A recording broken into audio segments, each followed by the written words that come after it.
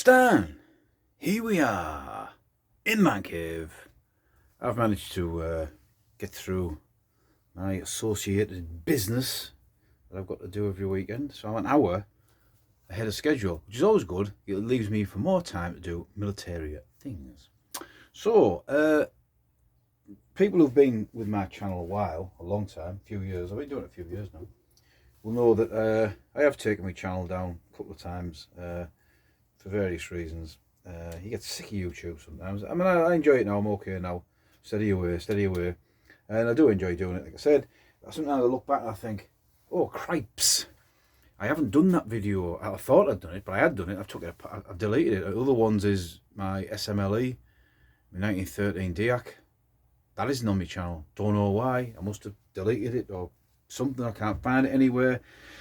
So I'm just going to try this weekend for at least two of the videos. I'm going to do 3 today, hopefully, to just get back to putting some more stuff on. So some of these I've done before, and if you've seen them before, I don't mind if you don't watch, but maybe, excuse me, you might get something different out of it, because maybe in the year or two since I did it last time, I've got more knowledge from reading Wikipedia. Anyway, right, so the M1 Garand Bayonet.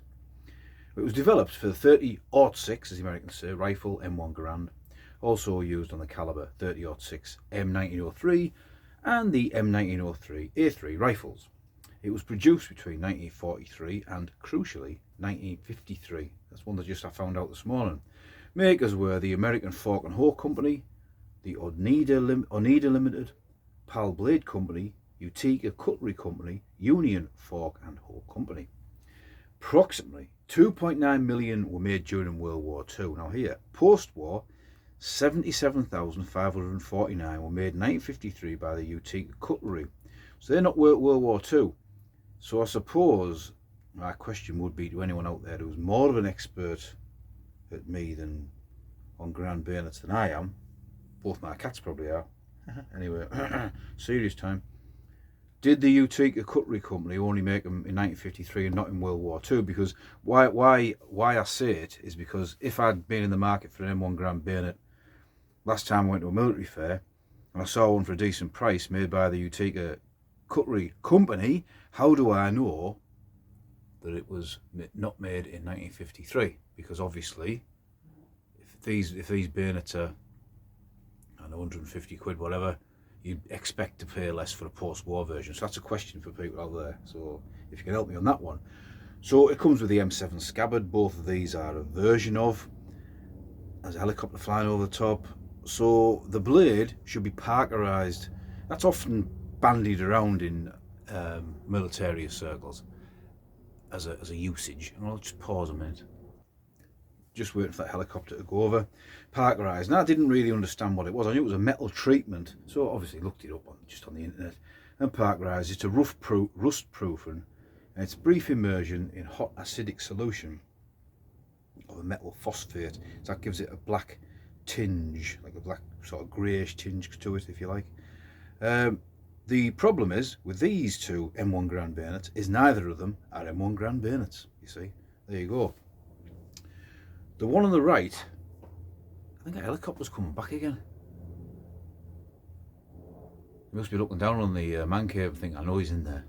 I'm going to annoy him while he's filming. I want to pause again. Right, I think it's finally pissed off. So the one on the right is an Italian-made copy of the United States M1 bayonet. The US provided 122,185 M1 rifles to Italy between 1950 and 1963 under the Military Assistance Program. Beretta and Breda also made Garand rifles and developed the BM-59 selective fire rifle. So I think I'm aware. As far as I'm aware, the difference with the scabbards is these have a canvas back on them, and also there's no American marks on them at all. There's no flame and bomb. Now you can see that's parkerized. That's what a parkerized blade looks like. You can see it's a grey sort of colour. And it has a serial number on there, F3. Was it 83? So it could be an 83 dated. 90417. I bought this off a military dealer, one of the big ones in the country. They did advertise it as a post-war Garand, and as soon as I got it, because it had no American markings on it, I started looking up and realised that it wasn't. It was actually the Italian one. So you can get these. I suppose if you were reenacting or for display, etc., etc., does it really matter? If that's a telltale thing with the canvas strip, could you change it round? Could you get another scabbard? So I don't know. So we'll see on that one. The one on the left is something I did myself, because if you look at to pull that out, it won't drop. It has like a metal tang inside to stop it from dropping out. Now this is a replica, and it is again from one of the big military dealers, and there is a long story behind this of the whys and the wherefores of how I got it. Basically, I think this is made by Miltech. I'm not sure, can't remember, but you see it's got the US flaming bomb on it. What I did was I cleaned it all off and made it look a little bit more aged, and when I got it, it dropped straight back in. There was no tang. So Military Collectibles had a version, a better replica than me, and he gave me the dimensions, the measurements for the tang inside. So I made one out of a bit of hardened steel. It's not ideal, but it does what it's supposed to do. This has got the four like fake, not fake, replica American marks on there. But you say, Stan, it's not parkerized, it is shiny. Well, it is, and the reason it's shiny is because this wasn't really parkerized, it was just painted black, and that just looked crap. It really looked awful.